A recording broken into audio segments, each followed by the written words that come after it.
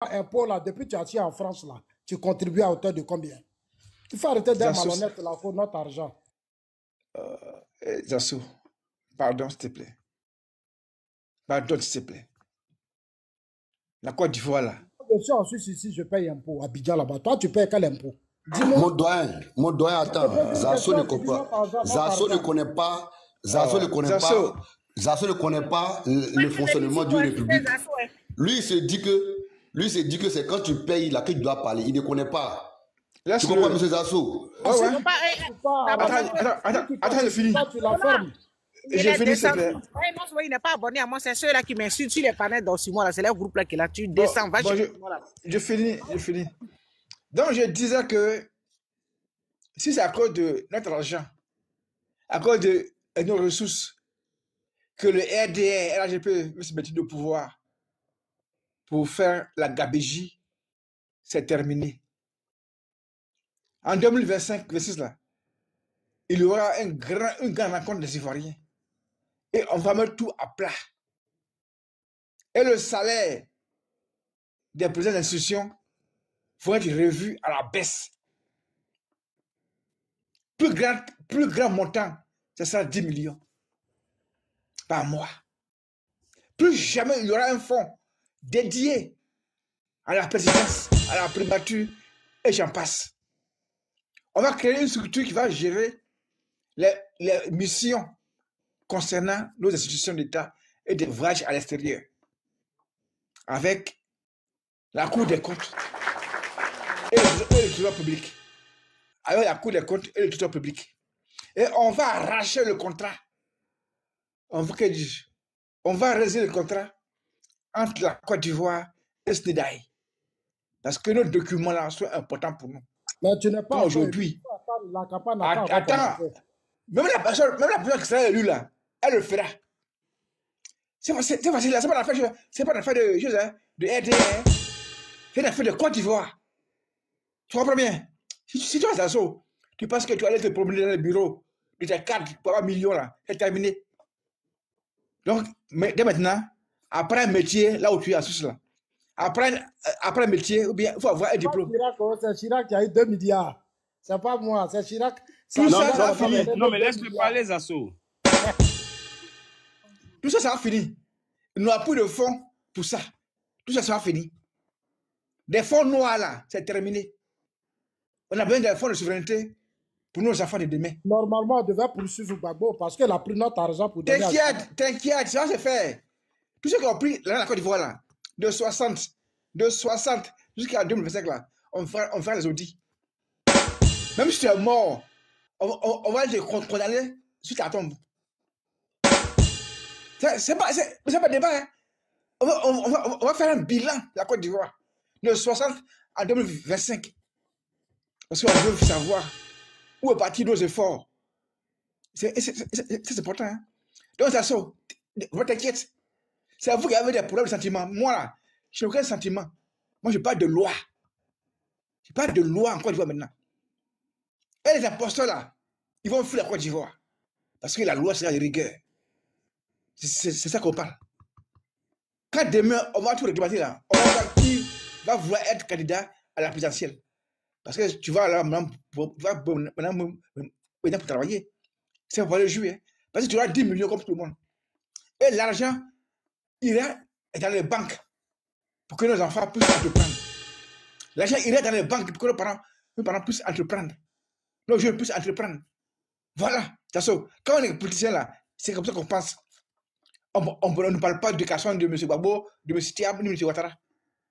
On pense à la vie des autres. Tu comprends, Tasso? Et tu es assis en Suisse, on te paye quelque part l'argent, tu bouffes et tu grossis.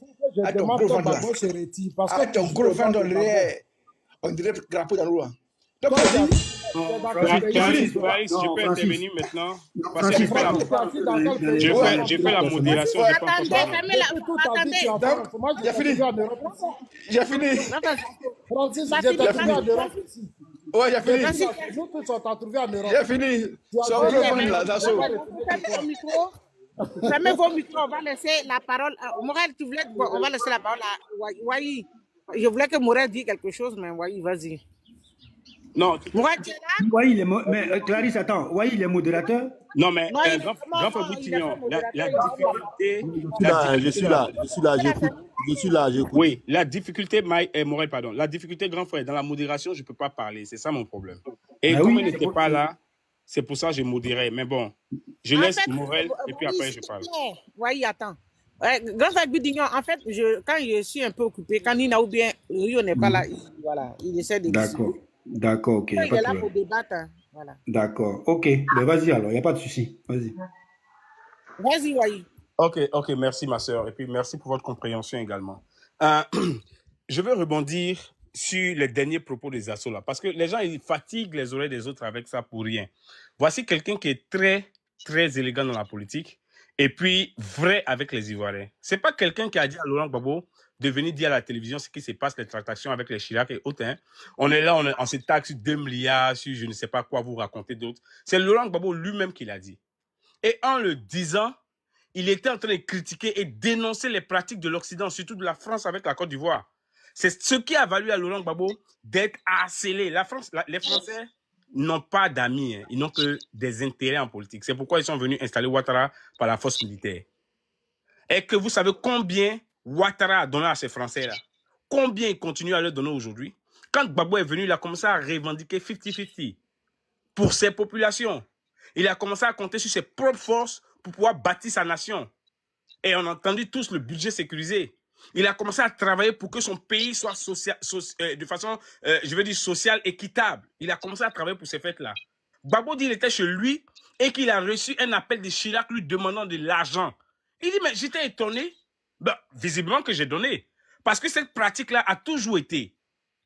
Donc, il était juste en train de dénoncer ces pratiques-là. C'est ce qui a valu à Gbagbo d'être condamné, d'être frappé tout le temps. Parce que, d'accord, il a donné pour ce coup, mais au fur et à mesure, parce qu'il était président là, au fur et à mesure, il essayait de diminuer ou bien de se retirer de certaines choses, de certaines habitudes avec les Français. Mais vous venez vous arrêter là. Non, il a donné tel argent, il a donné tel argent. Il a donné, allez-y, il est là-bas. Allez le juger. Mais c'est pourquoi il dit, il est là, il est là. Venez le juger, venez dire ce que vous avez à dire, et puis il va vous dire comment ça se faisait et pourquoi ça se faisait. Ça, il va vous le dire. C'est pas quelqu'un qui s'est levé. Ouattara s'est jamais levé pour venir dire combien de fois il détourne l'argent des Ivoiriens et fait le point dessus. Gbagbo à la haie, quand on a dit que Gbagbo avait braqué de l'argent, Gbagbo s'était enrichi au pouvoir, Gbagbo a dit mes comptes sont à la Rivera. C'est le seul qui vous dit mes comptes sont à la Rivera. Allez regarder. Allez regarder au niveau de la Rivera, là, vous allez voir. Ils sont allés, ils ont vu. Ils ont défini, ils ont vu que le monsieur était juste avec ce qu'il disait et le monsieur travaillait pour la Côte d'Ivoire, pour les Ivoiriens. Arrêtez de fatiguer nos oreilles avec des incongruités. Et comme je le dis là, comme il y a un micro qui est ouvert, hein, comme c'est des récitations que vous avez dans votre cocon là, mais récitez-les, continuez à les réciter, mais sachez que ça n'a pas de pertinence en fait. S'il te plaît.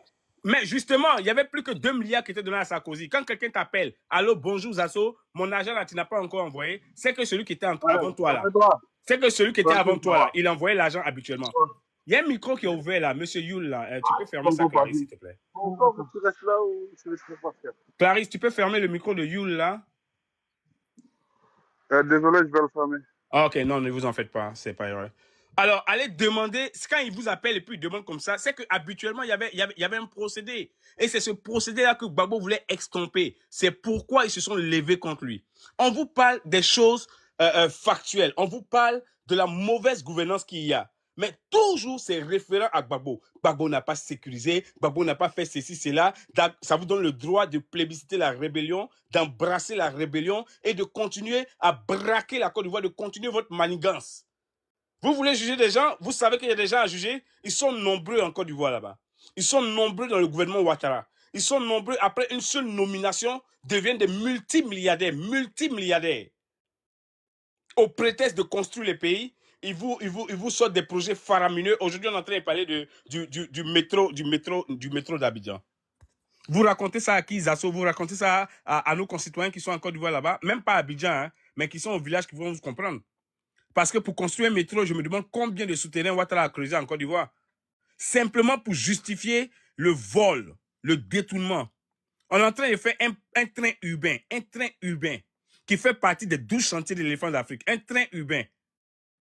connu sur train urbain par tout le monde. Il suffit que Ouattara vienne pour que ce train urbain-là change de nom et s'appelle Métro d'Abidjan. Mais attends, quand on en parle, au lieu de chercher à justifier, s'il te plaît, au lieu de chercher à justifier aux Ivoiriens, qu'est-ce que vous êtes en train de faire avec les richesses? S'il te plaît, laisse-le parler, après tu vas parler, laisse-le parler. Au lieu de chercher à justifier, hein, ceux qui sont, d'après eux, qui vous auraient mis là, et que vous gouvernez, ce que vous faites avec leur argent, vous êtes toujours en train de faire le rapprochement avec Laurent Gbagbo. Le rapprochement avec, Gbagbo a donné 2 milliards. Le rapprochement avec, comme pour vous, si quelqu'un a mal fait, quand je viens, je fais plus mal encore. Au lieu de chercher à justifier ce que vous utilisez, enfin, notre agence que vous prenez pour faire, quand on sort pour critiquer, vous êtes là. Johnny Pacheco, est-ce que c'est quelqu'un de référentiel et puis on doit truc. Quand on vous dit qu'on prend notre argent pour mettre dans les fesses des femmes, excusez-moi du thème, ça fait mal, mais c'est la réalité. Au lieu de chercher à justifier, vous nous dites qu'au temps de Gbagbo, les gens payaient RAV4. Donc, parce qu'on paye RAV4 au temps de Gbagbo, on prend l'argent aujourd'hui pour acheter les Hammers qui existent en dernière position. C'est ça la gouvernance là. Et quand, pour une fois, depuis 2010, depuis 2011, je vais dire parce que c'est là que vous avez envoyé Gbagbo à la haie, quand pour une fois, vous avez le retour de Laurent Gbagbo et de tous les potentiels candidats qui pourront venir donner aux Ivoiriens de s'exprimer véritablement pour nous dire qui de Ouattara, qui est tellement bon, qui construit tellement de ponts, qui de Ouattara et des autres, les Ivoiriens voudraient choisir, quand une seule fois on a cette possibilité, il faut que eux tous soient non candidats par des palliatifs juridiques. Il y a un qui est par contumace, il n'est pas candidat parce qu'il est condamné par contumace. Les huissiers vont chez lui à la maison, on ne sait pas où il est. Les huissiers disent qu'on n'a jamais vu Blé Goudé dans notre vie. Il y a un là qui est jugé par contumace, vous appelez ça par défaut et décision par itératif défaut. Il y a un autre, lui, il a un article qui s'appelle article 48 de la Constitution ivoirienne qui s'intéresse à lui seul.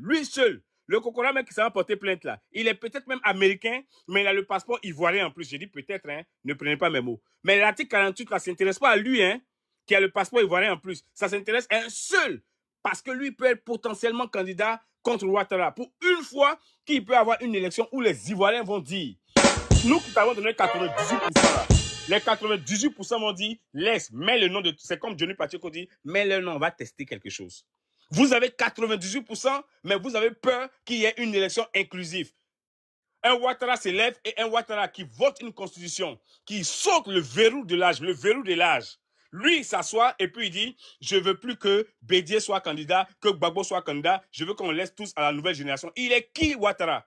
Est-ce que la Constitution autorise Gbagbo Laurent à être candidat? Si oui, Ouattara est qui pour dire que ne faut pas que Gbagbo soit candidat? S'il est candidat, je serai. Est-ce que la Constitution, toi, Ouattara, te permet d'être candidat? Non. Donc, tu fous le camp. Pour une fois, soyons légalistes. Pour une fois, regardons ce que dit la Constitution ivoirienne. Toi, Zasso, tu viens t'asseoir pour nous dire, oui, la loi américaine dit pour être candidat, il faut avoir ceci, il faut avoir cela. Bien sûr. Mais la Constitution ivoirienne disait que pour être candidat, il ne faut jamais s'être prévalu de la nationalité, d'une autre nationalité. La Constitution ivoirienne de l'or disait ça dans son article 35. Alors, Ouattara ne pouvait pas être candidat en Côte d'Ivoire? Est-ce que ce n'est pas pour ça qu'il y a eu une rébellion en Côte d'Ivoire? Est-ce que ce n'est pas pour ça qu'il y a eu la prise des armes? Toi, Zasso, tu sais qu'une constitution ou bien une norme peut permettre à quelqu'un d'être candidat ou pas, mais tu ne sais pas qu'en Côte d'Ivoire, il y a quelqu'un qui a brisé ce fondement juridique-là? Tu ne sais pas? Mais ça fait pitié. Ouattara s'en fout de qui le vote. Il s'en fout des populations ivoiriennes. Lui, son vote-là, c'est quelqu'un qui s'appelle Bakayoko Issouf qui a la CEI, paix à son âme, ou bien qui s'appelle Kouibé qui a la CEI qui fait son travail pour lui. C'est tout.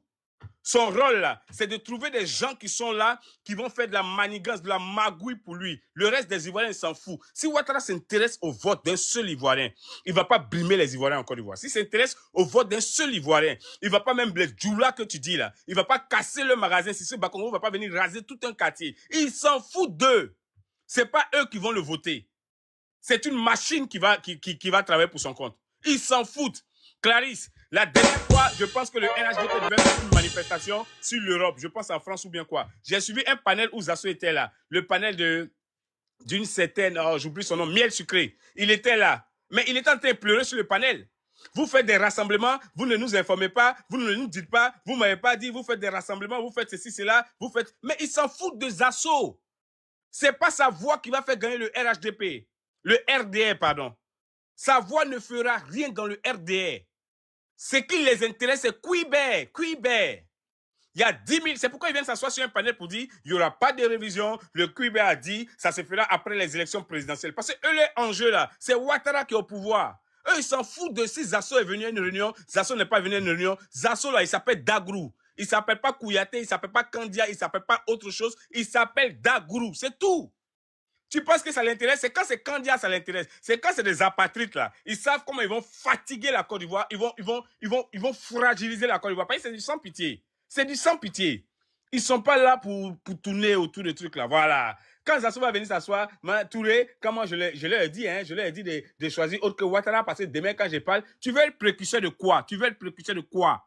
Ton peuple souffre. Tes populations souffrent. C'est là que tu dois dire la vérité. Ton peuple souffre. Les Ivoiriens sont martyrisés, marginalisés. Ils sont spoliés de leurs droits les plus fondamentaux. C'est là qu'on veut entendre les enfants de la Côte d'Ivoire. C'est pas venir s'asseoir et dire un jour, ben nous on avait parlé au parti, on avait dit que ils n'ont qu'à mettre une autre personne parmi les demi-douzaines. Non, on crie non, on crie merde à Ouattara. On dit on est fatigué.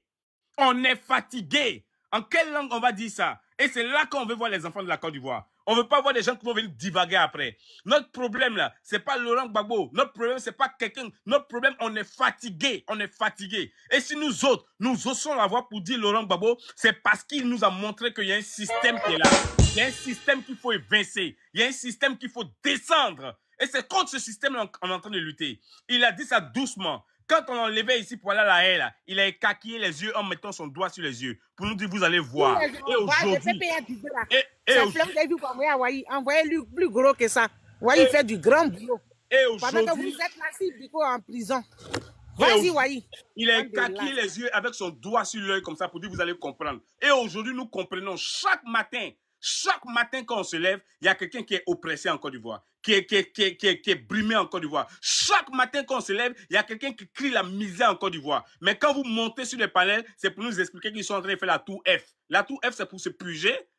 Vous pensez que l'Europe où tu es en train de parler, quand tu es fier de dire, moi je suis en Suisse, ici en Suisse, tu penses qu'ils ont construit la Suisse en obligeant les Suissois? Tu penses qu'ils ont construit la Suisse en brimant les Suissois? Ils se rassuraient que ces gens-là puissent manger pendant qu'ils construisaient les routes où ils vont conduire. C'est de ça qu'il s'agit. Ils se rassuraient que ces gens-là puissent aller à l'école pour être intellectuels, pour tenir leur pays demain. Ils se rassuraient que ces gens-là puissent être à un niveau important pour pouvoir tenir leur pays demain. Mais ne brimez pas ces gens-là. Pendant près d'une dizaine d'années, pendant près de 14, une dizaine d'années, je vais dire, avant d'enlever Kandia, ils se sont arrangés à ce qu'elle abrutisse l'école ivoirienne. Ils se sont arrangés à ce que ceux qui partent enseigner, là, les enseignants, là, soient niveau instituteur adjoint, c'est-à-dire que niveau BPC. Ils se sont arrangés à être sûrs qu'ils sont en train de briser, qu'ils sont en train de descendre l'intellect ivoirien. Et puis, ils mettent les gens comme vous, comme ça, des loups ravisseurs, ils les mettent dehors en pâture pour pouvoir distraire le reste, pour porter un nom bêté, pour dire, lui n'est pas de notre parti, il s'appelle Dagrou, pour que les gens pensent qu'il y a une certaine once de vérité dans ce qu'il est en train de dire. Des gens qui tournent les vestes rapidement comme Zasso, après un panel télévisé, quand il finit de sortir net, il est à la place de la République en train de faire des annonces fortes pour le LMP à l'époque. C'est des gens comme ça aujourd'hui qui viennent s'asseoir et qui viennent nous raconter encore n'importe quoi. Et quand je vois des gens le suivre ou l'entendre, je dis, mais waouh.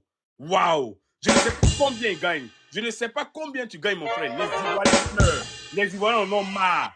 Voilà, même si ce n'est pas tes parents directs, c'est le sang ivoirien. Quand ils pleurent, il faut écouter une seconde. J'étais sur le panel la dernière fois, je t'entendais. Quand j'entendais ce qu'on disait de toi, j'ai eu mal. J'ai eu mal parce que je dis, voici quelqu'un encore. Voici un Amontano encore. Quelqu'un qui s'assoit et il brandit. Amontano, il brandit. Non au troisième mandat de